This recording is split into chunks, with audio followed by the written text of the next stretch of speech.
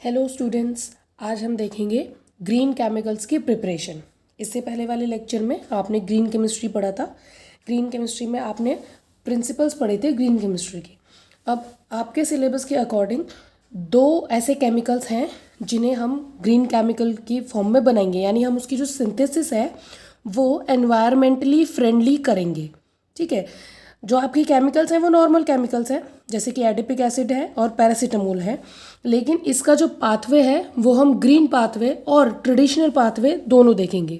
ठीक है, traditional pathway का मतलब है कि जो नॉर्मली जैसे फैक्ट्रीज़ में इंडस्ट्रीज़ में बनता है वैसे, और ग्रीन पाथवे यानी उसका ऑल्टरनेटिव रूट।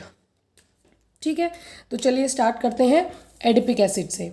एडिपिक एसिड का हम जो स्टार्टिंग प्रोडक्ट लेते हैं, जो स्टार्टिंग आप कंपाउंड लेंगे वो आप लेंगे बेंजीन। ठीक है, फिर बेंजीन को आप निकल के साथ रिएक्ट कराएंगे। निकल और Al2O3 जो कि क्या काम करता है, बेंजीन को रिड्यूस करने का काम करता है। रिड्यूस यानी रिडक्शन होता है। इसमें क्या रिडक्शन होगी, इसके जो डबल बॉन्ड हैं वो यहाँ से हट जाएंगे। ओके, सो डबल बॉन्ड हट जाएंगे तो अब बेंजीन आपका हेक्सागन बन गया। ठीक है, साइक्लोहेक्सेन। ओके, साइक्लोहेक्सेन बन गया। इसको फिर हम ऑक्सीडाइज कराएंगे कोबाल्ट प्लस O2 के साथ। ठीक है, कोबाल्ट और O2 के साथ जब ये रिएक्ट करेगा तो ये बनाएगा साइक्लोहेक्सेनोन प्लस साइक्लोहेक्सेनोल, यानी यहाँ पे आपके दो प्रोडक्ट बने हैं, एक मेजर प्रोडक्ट है और एक माइनर प्रोडक्ट है। ओके, एक बना साइक्लोहेक्सेनोन और एक बना साइक्लोहेक्सेनोल। अब साइक्लोहेक्सेनोन को हम फिर से ऑक्सीडाइज कराएंगे और ऑक्सीडाइज कराने के बाद बन जाता है डायरेक्ट प्रोडक्ट आपका एडिपिक एसिड। यही अगर हम इसका ग्रीन पाथवे देखें या हम इसका ग्रीन रूट देखें तो वो और भी आसान है। इसको हम कैसे करते हैं, इसमें हम लेते हैं ग्लूकोज। ठीक है, ग्लूकोज इसका स्टार्टिंग मटेरियल है या आप कह सकते हैं रिएक्टेंट है।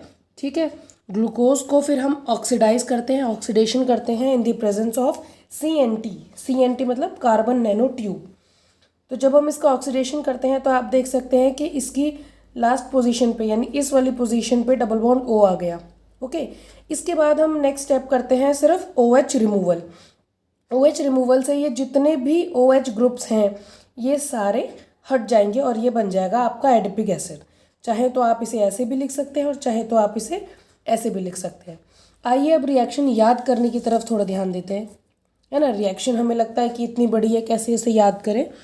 तो देखो, एक आसान सा तरीका इसे याद करने का, बस आपको इसका स्टार्टिंग पॉइंट और एंड पॉइंट याद रखना है। यानी आपको इसका जो रिएक्टेंट है वो याद रखना है और प्रोडक्ट याद रखना है। रिएक्टेंट आपने बेंजीन लिया, फिर बेंजीन में से ये डबल बॉन्ड हटा दिए, है ना, इस गोले को हटा दिए, डबल बॉन्ड हटा दिए।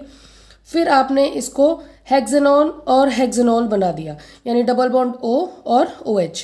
ओके, और इसके बाद सीधा आप एडिपिक एसिड लिख सकते हैं। एडिपिक एसिड आपको याद भी होगा, अगर आपने पॉलीमर्स पढ़ा है तो पॉलीमर्स में भी हम एक मोनोमर यूज़ करते हैं एडिपिक एसिड। CH2 इसके 4 ग्रुप होते हैं। ठीक है, और इसी के दोनों साइड पे, दोनों एंड पे जुड़ा होता है COH और COH। इसी को अगर हम ग्रीन पाथवे की तरफ देखें तो जैसे वैसे तो इसकी रिएक्शन बहुत इजी है कि ग्लूकोज है, ग्लूकोज में बस डबल बॉन्ड O लगना है और लास्ट में OH के रिमूवल होना है। फिर भी एक छोटी सी एक ट्रिक है, आप ऐसे करके 3 पहाड़ बनाइए, 3 चोटी 3 पहाड़ हैं, इसके एंड पे आपने डबल बॉन्ड O लगाया है ना, और हर पहाड़ की चोटी पे OH लगा हुआ है। क्लियर है। इसके बाद आपको क्या करना है कि बस इस वाले एंड पे डबल बॉन्ड O और जहाँ डबल बॉन्ड O है वहाँ पे OH। इसके बाद इस सब बिल्कुल सेम स्ट्रक्चर बन रहा है, बस आपको यहाँ पे से लास्ट में से OH को हटा देना है। क्लियर है, यहाँ से आपको OH को हटा देना है। तो ये आपकी सिंथेसिस है एडिपिक एसिड की। एडिपिक एसिड की सिंथेसिस दोनों ही तरीके से, ट्रेडिशनल भी और ग्रीन पाथवे भी। ओके, अब हम नेक्स्ट देखते हैं पैरासीटामोल की। पैरासीटामोल की भी सिंथेसिस काफ़ी इजी है, एक बार देख लीजिए। इसका जो हम स्टार्टिंग मटेरियल लेते हैं यानी रिएक्टेंट लेते हैं वो लेते हैं फिनोल। फिनोल को हम डाइल्यूट H2SO4 से रिएक्ट कराते हैं in the presence of NaNO3। Okay, अब क्या होता है, इसके 2 प्रोडक्ट बनते हैं, एक मेजर एक माइनर। एक बनता है ऑर्थो पोजीशन और पैरा पोजीशन पे नाइट्रो ग्रुप लग जाता है। फिनोल ही है फिनोल की एक ऑर्थो पोजीशन पे NO2 है, एक पैरा पोजीशन पे NO2 है। इसमें से जो मेजर प्रोडक्ट है वो पैरा पोजीशन वाला है, राइट, पैरा नाइट्रोफिनोल। इसको हम क्या करते हैं, NaBH4 से रिड्यूस कराते हैं, यानी हम इसका रिडक्शन कराएंगे NaBH4 के साथ। इस NO2 का बन जाएगा NH2 और इसको फिर हम ये रिएक्टेंट लेते हैं, इसके साथ रिएक्ट कराते हैं तो डायरेक्टली बन जाता है पैरासीटामोल, राइट।